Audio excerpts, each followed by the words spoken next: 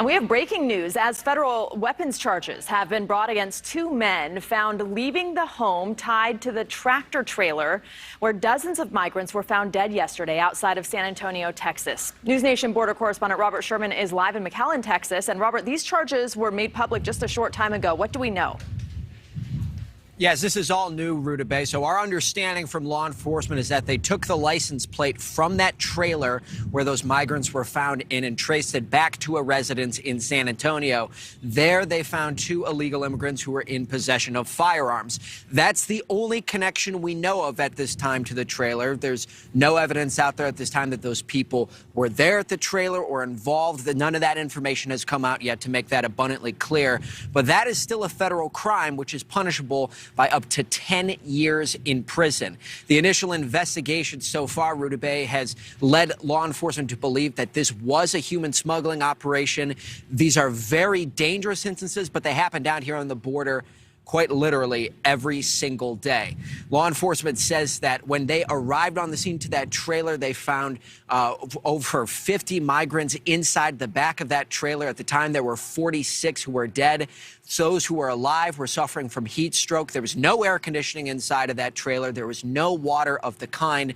Just goes to show the dangers of some of these operations. But this is a big moneymaker for the Mexican cartels. And as law enforcement puts it simply, there really just is no regard for human life in these instances. It's only about making money. But our partners over at BorderReport.com actually spoke to a Pakistani migrant who was in a situation a few months ago. This one migrant by the name of, Nabil Yunus was in a similar situation a few months ago, took a trailer from the Guatemalan-Mexican border up to Mexico City. Listen to his story recounting what that experience was like. We were just standing in that trailer. We don't have bathroom breaks and nothing. And so if the trailer turns on one side, everyone else turns on one side. It was so difficult to breathe in there. I still remember that a lot of people were passing out. I had one of my friends from Pakistan. He passed out there almost 3 different times. There was no way of getting oxygen. And the person standing next to you was so close to you that you could not expand your chest properly to breathe out and breathe in. Unbelievable recounting of those events. That one migrant is actually now living in the U.S. He was sponsored by a family and is actually going to school here now in the United States. But he told our partners over at BorderReport.com that he and his friends just trying to seek some kind of a better life here in the United States. Just goes to show the dangers of this journey. Yunus is one of the lucky ones, but unfortunately, Rutabaga, many do not get so lucky to make it all the way to the United States alive. Rutabaga. Just harrowing accounts. Robert, thank you. And joining us now to provide some more context on this tragic situation is Sandra Sanchez. She is a correspondent with the Border Report. Thank you for being here. We heard Robert talk about how frequent this is. How common is it? And have the record numbers at the border had an impact on the number of people who are being smuggled in this way? Well, thanks for having me.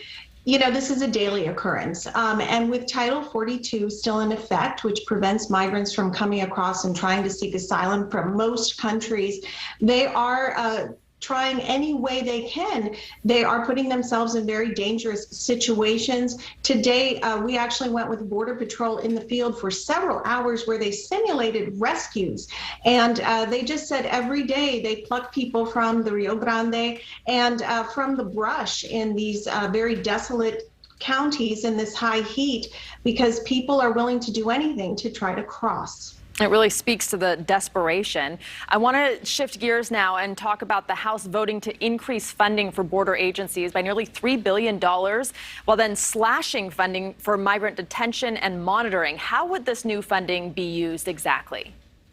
Right. Actually, well, this was the House Appropriations Committee, and this still will have to pass the full Congress, which would be part of the omnibus bill late this year, maybe even into January to avoid a government shutdown. But the way it passed currently, it would add about 3% to ICE, Immigration Customs Enforcement, as well as to Customs Border Protection, add 250 CBP officers, 300 Border Patrol officers, and 1,000 technicians and and people that are support staff for those agencies. And I think that's really the most important thing that is needed at this time, our bodies on the ground.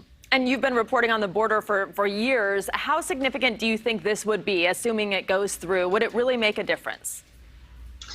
You know, it would help, but a 3% increase is not a whole lot of money. And I think the problem is that Congress is just not enacting meaningful immigration reform. This is piecemeal, and really, you know, being with the agents today in the field, they're frustrated. They're asking us to tell people, you know, we need to hire people. We need more bodies with us. I don't think that they feel that there's support necessarily from Washington for what they are doing here on the ground. Sandra Sanchez, thank you. Appreciate your time tonight. Thank you for watching. Go to newsnationnow.com to find News Nation on your television provider. And don't forget to click the red subscribe button below to get more of News Nation's fact-driven, unbiased coverage.